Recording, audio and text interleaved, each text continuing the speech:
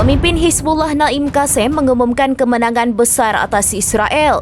Ia dengan tegas menyebut kemenangan Hizbullah kali ini melampaui apa yang didapat pada Juli 2006. Deklarasi kemenangan besar itu disampaikan Naim Qassem pada Jumat 29 November. Itu adalah pidato pertama yang disampaikan Naim Qassem sejak gencatan senjata dengan Israel diberlakukan di Lebanon. Menurut Naim Qassem, kemenangan itu dicapai karena pejuangnya berhasil mencegah Israel menghancurkan Hizbullah. Adapun sebelumnya, kelompok Hizbullah ini juga mengklaim pihaknya telah mendapatkan kemenangan atas Israel. Hal itu terjadi setelah gencatan senjata diberlakukan di Lebanon. Hizbullah juga menegaskan bahwa para petempurnya kini dalam kondisi siap untuk menghadapi ambisi Israel. Seperti diketahui, eskalasi konflik antara Israel dan Hizbullah terjadi setelah selama setahun terakhir kedua pihak terlibat dalam serangan lintas perbatasan. Konflik itu berlangsung bersamaan dengan perang antara Tel Aviv dan Hamas yang berkecamuk di jalur Gaza.